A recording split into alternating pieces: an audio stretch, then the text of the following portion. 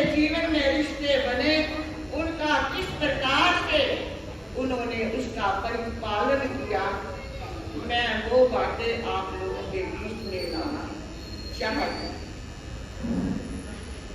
सबसे पहले जब भगवान की आत्मा स्वर्ग से चलकर त्रिशला माता की कुर्सी में आई,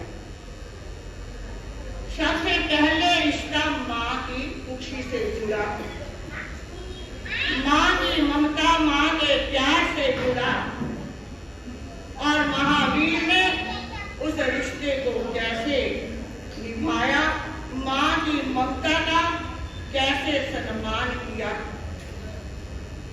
कई लोग तो जानते भी होंगे, लेकिन जो नहीं जानते, जब वो माँ की कुर्सी में थे, उनके हलन जलन से माँ को कुछ वेदना, कुछ पीड़ा, कुछ कष्ट होता, और परमात्मा महावीर की आत्मा ने उस समय देखा,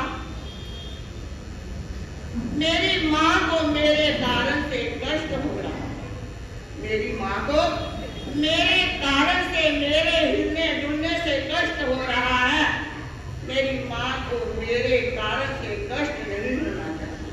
तो क्या किया था, अपने अंगों का गर्भावस्था में ही संकुचन कर लिया था। माँ बाप के बड़े बड़े भक्त हमारे इतिहास में उनके नाम आते हैं, लेकिन महावीर उनसे बिल्कुल अलग, जिन्होंने गर्भावस्था में ही अपनी माँ के दुख को दूर करने के लिए अपने शरीर का, अपने अंगों का संकुचन कर लिया, लेकिन हुआ विपरीत प्रभाव। माँ ने सोचा शायद मेरा बच्चा समाप्त हो गया, जो मिलना जुलना इसका बंद। ध्यान से देखा, माँ को मैंने सुखी करना चाहा था, लेकिन माँ तो और भी दुखी, और भी उदास, निराश हो गई है। अपने शरीर को फिर से उसने सफुरना पैदा की, उसे हिलाना डुलाना शुरू किया। माँ की प्रसन्नता का कोई पारावार नहीं रहा। उस समय भगवान महावीर स्वामी ने अपने गर्भावस्था में ही एक प्रतिज्ञा कर ली थी कि मैं माँ की ममता को ठुकराऊंगा, उसकी ममता का सम्मान करूंगा। इसीलिए गर्भावस्था में एक प्रतिज्ञा कर ली थी कि जब तक मेरी माँ इस दुनिया में रहेगी, बताया उनको मैंने संन्यास लेना है, साधु बनना है, राजपाट का त्याग करना है, लेकिन फिर भी एक प्रतिज्ञा कर ली कि मैं तब तक दीक्षा नहीं दूंगा।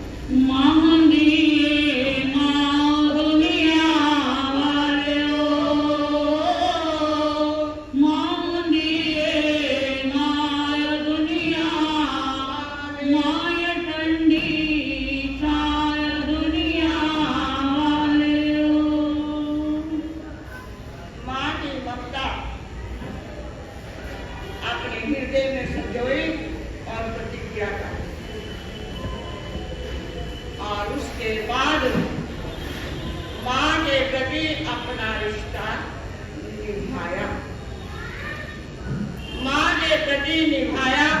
समय आया, जन्म हुआ, और वो आज का दिन था, चेत सुदी 13। चेत सुदी आज की तिथि चेत सुदी 13 हमारे को क्या करती है, जागृत करती है। चेत आत्मा को चेत जा, इसलिए चेत सुदी तू होश में आ जा, तू चेत जा। इसलिए अपने जीवन का रस, अपने जीवन का रस पाने के लिए तू चेत जा, जागृत हो जा। तेरे लिए जो सही मार्ग है उसका तू चुनाव कर। तो ये आज की तिथि हम सबको जगाने के लिए, जहाँ महावीर का जन्म कल्याणक है, तिथि भी हमारे को जगाने का, जागने का संदेश देती है। और उसके बाद महावीर का जन्म, जन्म के बाद बड़े हुए, शिक्षा गुरु के प्रति, क्यों शिक्षा गुरु के साथ ही यहाँ से हम टीचर से, अध्यापिकाओं से हम क्या करते हैं, ज्ञान की प्राप्ति करते हैं, विद्या सीखते हैं, उनसे भी हमारा एक रिश्ता जुड़ जाता है। उस रिश्ते को निभाया कैसे बना। जब 8 वर्ष की अवस्था में गुरु चरणों में लाने, उस समय जो गुरुकुल आदि होते थे वहां गए, और उस समय भगवान महावीर स्वामी की आज्ञा, उस बाल्य अवस्था में 3 ज्ञान की धारक, भूत भविष्य और वर्तमान के वो जानता थे, सभी तत्वों को जानते थे। और जब वो गुरु के समक्ष गए तो बड़ी धीरे से उनके समक्ष गए थे, नहीं कि मैं सब कुछ जानता। और उसके बाद इंद्र ने उनका महत्व बताना चाहा कि ये तो साधारण बालक नहीं है, ये एक विशिष्ट आत्मा है। ब्राह्मण का वेश बनाकर इंद्र गुरुकुल में गुरु के सामने जाकर खड़ा हो और ऐसे प्रश्न रख दिए जिसका उत्तर देने में गुरु क्या थे, असमर्थ थे। एक और इंद्र और एक साधारण इंसान, चाहे वो गुरु पद के ऊपर है लेकिन फिर भी एक इंसान। तो उस समय देखा कि इंद्र ने जो प्रश्न किए हैं उसका उत्तर देने में मेरे गुरु समर्थ नहीं है। तो उन्होंने क्या किया था कि कहने लगे, अरे ब्राह्मण देवता, मेरे गुरु से क्या पूछते हो, उनका तो कहना ही था, तेरे इस साधारण प्रश्नों का उत्तर तो नहीं दे सकता। जब गुरु के स्थान के ऊपर शिष्य उत्तर दे देता है तो गुरु की गरिमा, गुरु का मान सम्मान क्या हो जाता है, बढ़ जाता है। गुरु का हृदय, गुरु का सीना गर्व से चौड़ा हो जाया करता है। तो महावीर ने उस बाल्य अवस्था में क्या किया, अपने गुरु का रिश्ता, गुरु के प्रति जो रिश्ता शिष्य का है उसको निभाया। और उसके बाद और बड़े हुए युवा अवस्था आ रही है। शादी आपको बताया था, उस समय की विशल सुंदरी,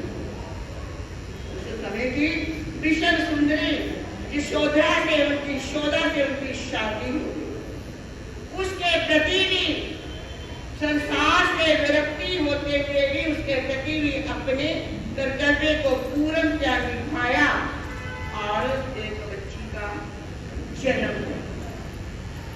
और उसके बाद वो भी समय आया जब माता पिता वृद्धावस्था में आने के कारण इस देह का त्याग करना चाहे, तो उस समय अपने उस रिश्ते को जो एक संतान का माता पिता के प्रति कर्तव्य होता, क्या कर्तव्य है बता सकते।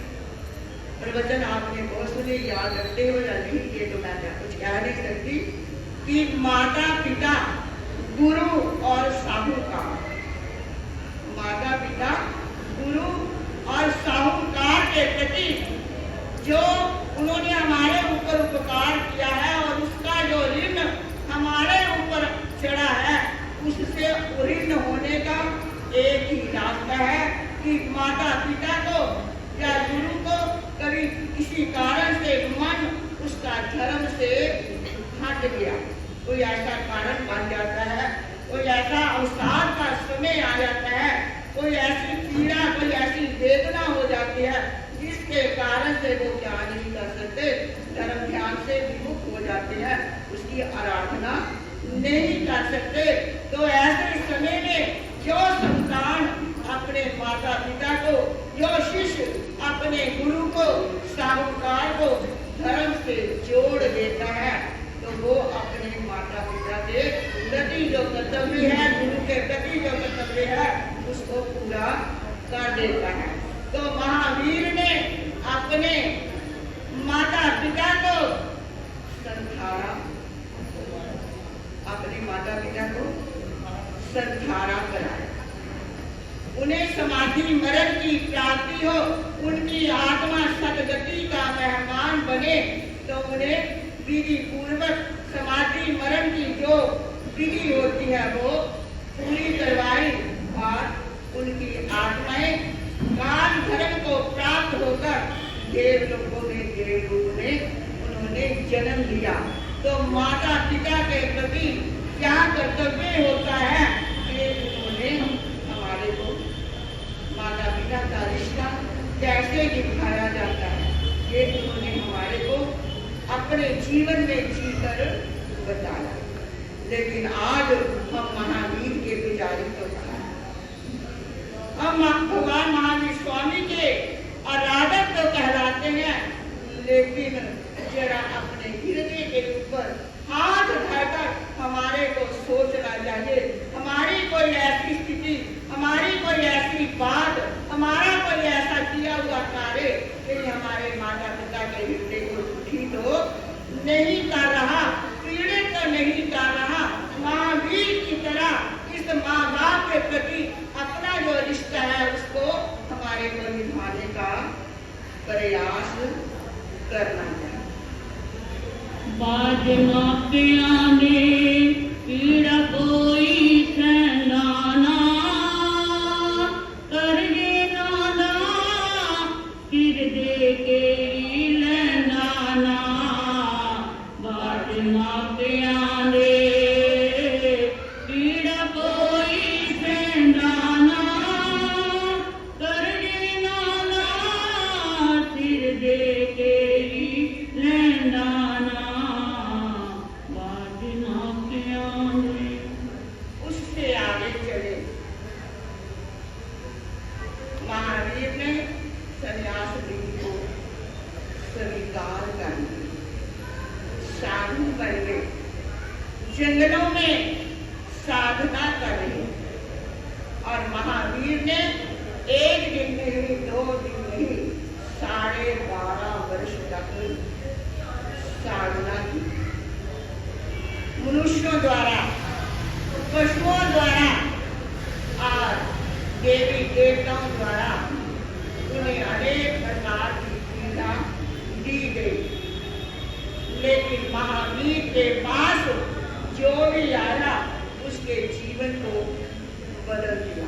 अब शूलपाणी यक्ष का पिता था, 20 परिश्ते एक ही रात में दिए, लेकिन अपना उपदेश देकर, अपनी सद्भावना देकर, उसे बोध देकर शूलपाणी से फूलपाणी बना